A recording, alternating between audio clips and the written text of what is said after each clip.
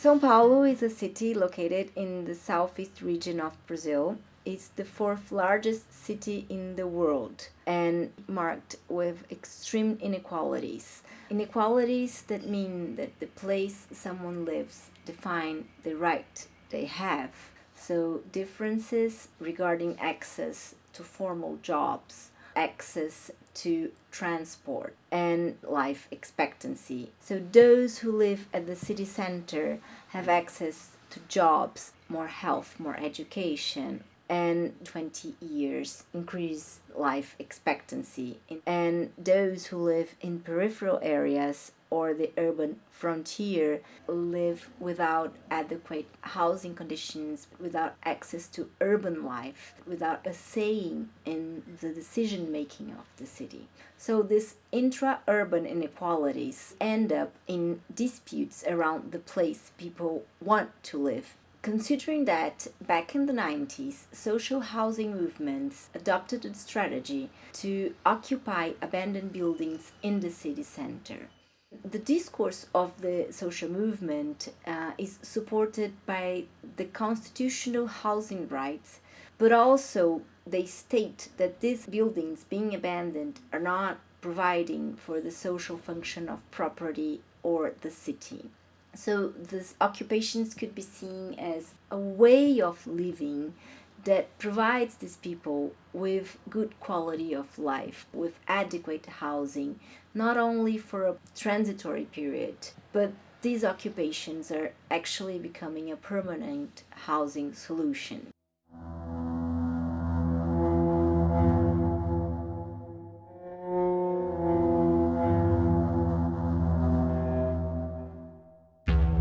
After the fire and collapse of the WPA building, a commission was formed to survey the conditions of other 51 occupied buildings in the city center. These are the 51 buildings that were surveyed. What the commission found was that the conditions of these buildings were not so bad. But other three interesting findings are very remarkable.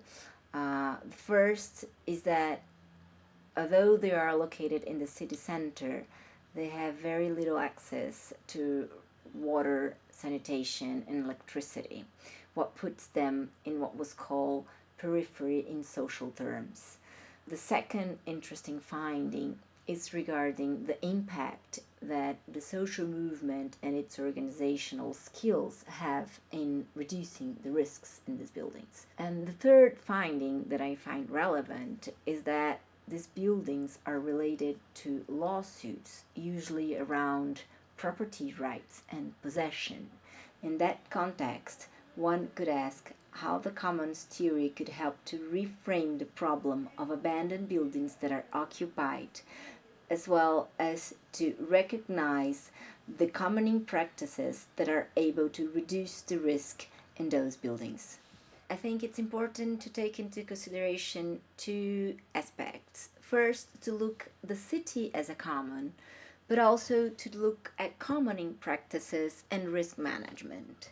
One aspect that is central is the notion of resource, and critically analyzing Ostrom's concept of resource, I think it's important. In doing so, we have to look at the resource not as an objectified thing, but as a relational thing.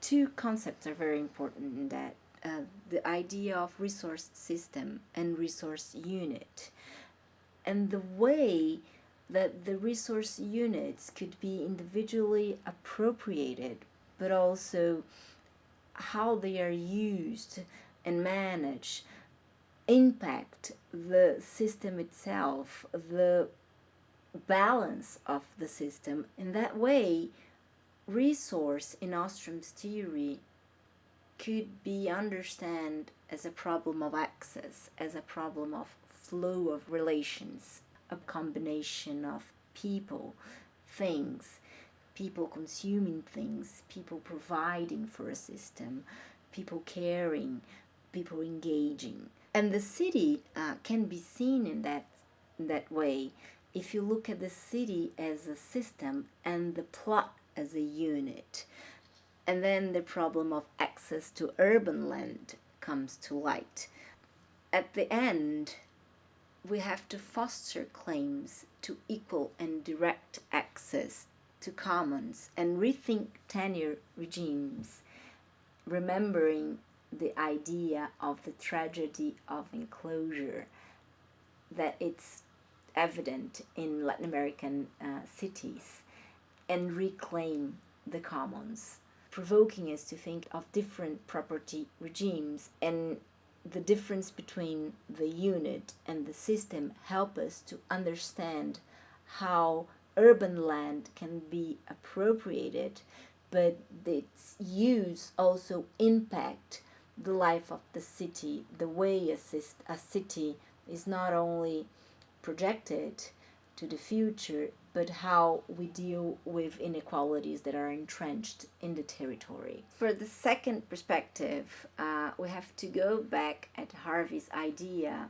of commoning as a verb and look at the daily practices of this social housing movements and the people that are occupying the buildings, to reuse the buildings, to regenerate and improve security inside these places.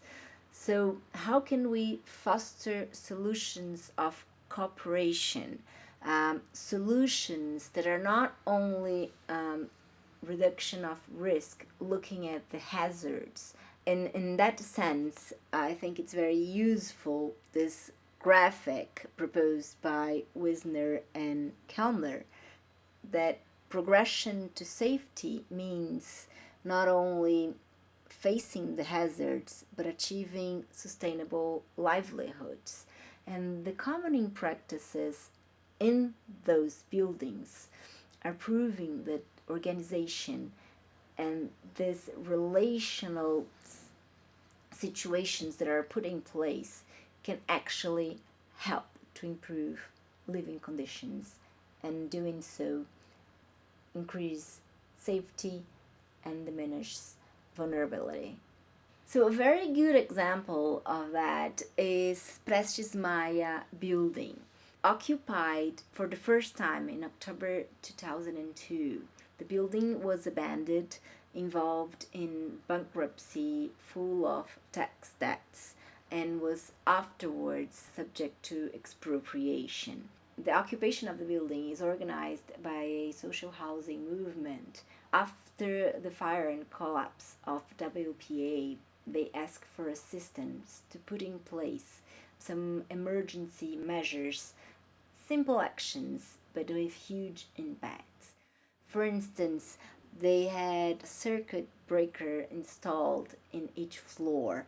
They protected electrical wiring, put more extinguishers, and they care for the formation of a fire brigade, and they installed a fire alarm as well as a fire hose. They also made collective efforts to clean the building, removing garbage that could be blocking passages or creating conditions for water infiltration.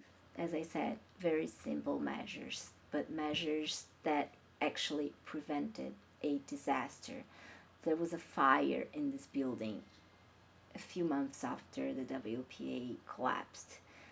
Another disaster in an occupied building in the city center at that point could mean forces for removing these people to be very strong. The way they managed to respond to the risks actually were a very important success of the housing movement. They managed to stop the fire, evacuate the building, putting everyone safely outside before the firefighters even arrive.